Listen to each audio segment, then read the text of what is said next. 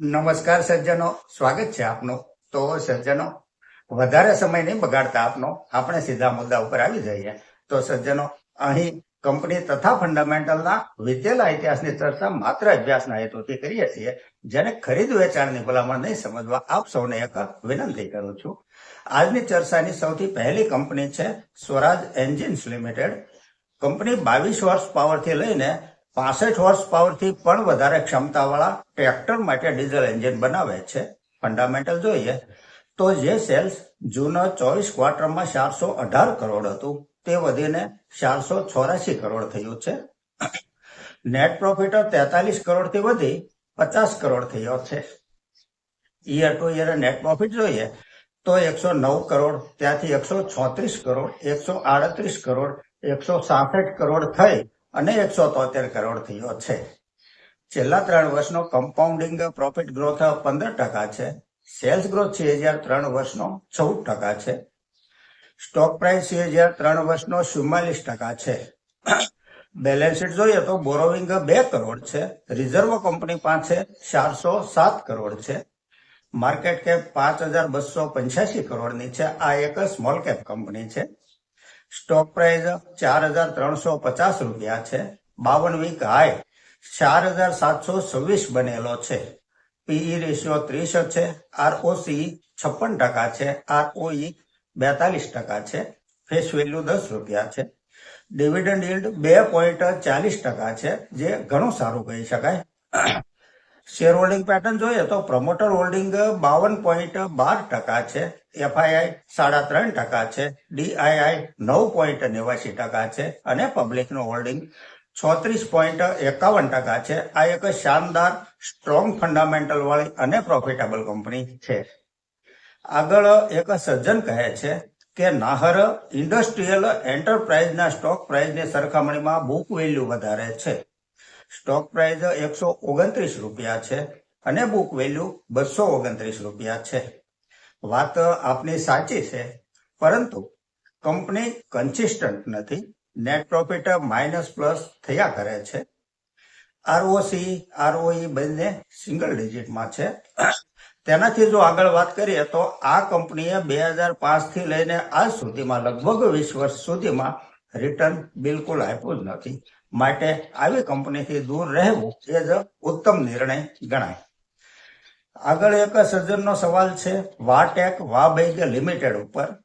ખાસ કરીને પાણીનું શુદ્ધિકરણથી લઈને પાણી બચાવવાની ટેકનિક ઉપર કામ કરતી આ કંપનીનો જો ફંડામેન્ટલ જોઈએ તો જે સેલ્સ માર્ચ 24 ક્વાર્ટરમાં 934 કરોડ હતું તે વધીને 1156 કરોડ થયું છે. નેટ પ્રોફિટ 78 કરોડથી વધી 100 કરોડ થયો છે. છેલ્લા 3 વર્ષનો કમ્પાઉન્ડિંગ પ્રોફિટ ગ્રોથ 33% છે. સેલ્સ ગ્રોથ CAGR 3 વર્ષનો 3% છે, જે ઓછો કહેવાય. બેલેન્સ શીટ જોઈએ તો બોરોવિંગ 362 કરોડ છે. રિઝર્વ કંપની પાસે 1118 કરોડનું છે. માર્કેટ કેપ 9241 કરોડની છે. સ્ટોક પ્રાઇસ 1486 રૂપિયા છે. 52 વીક હાઈ 1944 બનેલો છે. પી રેશિયો 31 છે. ROCE 20% છે. ROE 15% છે. ફેસ વેલ્યુ 2 રૂપિયા છે.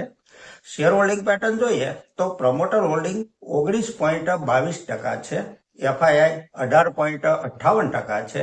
DII 3% છે અને પબ્લિકનું હોલ્ડિંગ 59.28% છે. કંપની પ્રોફિટેબલ છે. જો આપના પોર્ટફોલિયોમાં હોય તો આપ હોલ્ડ કરી શકો છો. આગળની કંપની છે સિનકોમ ફોર્મ્યુલેશન લિમિટેડ. દવા બનાવતી આ કંપની 400 થી પણ વધારે પ્રોડક્ટ બનાવે છે. 15 થી પણ વધારે દેશોમાં કંપની કાર્યરત છે. ફંડામેન્ટલ જોઈએ તો જે સેલ્સ માર્ચ 24 ક્વાર્ટરમાં 73 કરોડ હતું તે વધીને 148 કરોડ થયું છે. નેટ પ્રોફિટ 7 કરોડથી વધી 18 કરોડ થયો છે. છેલ્લા 3 વર્ષનો કમ્પાઉન્ડિંગ પ્રોફિટ ગ્રોથ 35% છે. સેલ્સ ગ્રોથ CAGR 3 વર્ષનો 29% છે. બેલેન્સ શીટ જોઈએ તો બોરોવિંગ 4 કરોડ છે. રિઝર્વ કંપની પાસે 247 કરોડ છે. માર્કેટ કેપ 1765 કરોડની છે. સ્ટોક પ્રાઇસ 18 રૂપિયા 80 પૈસા છે.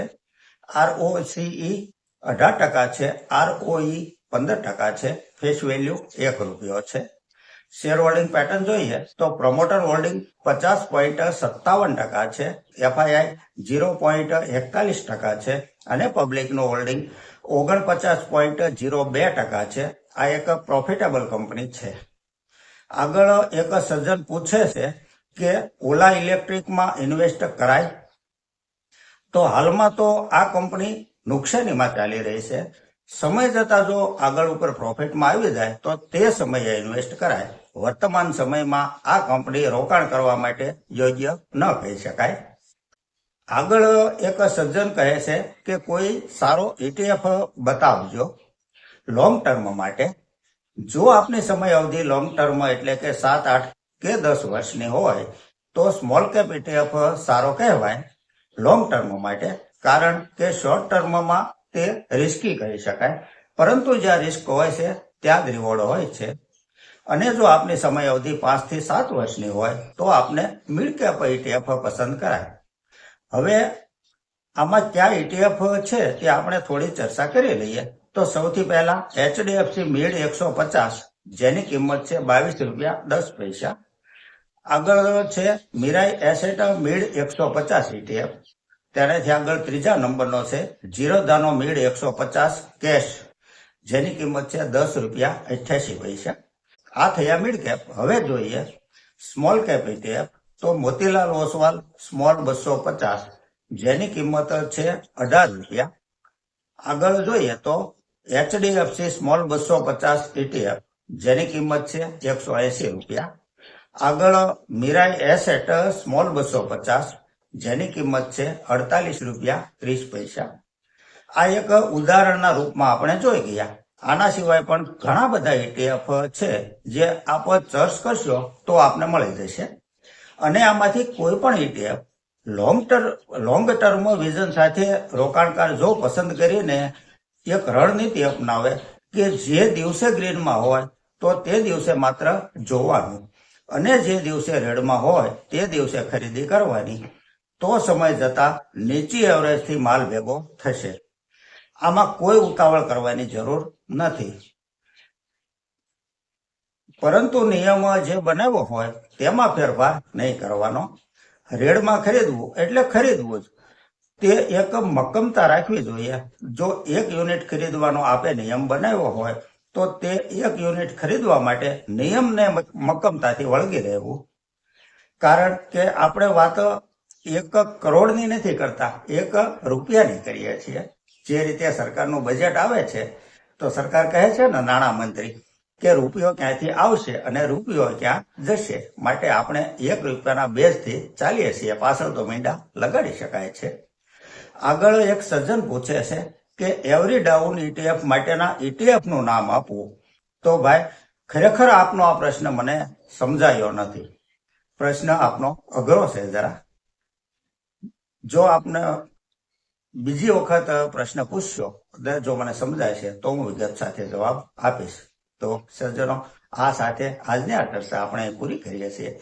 જો આપને આ ચર્ચા પસંદ આવી હોય તો લાઈક અને સબસ્ક્રાઇબ કરવા વિનંતી કરું છું. નમસ્કાર.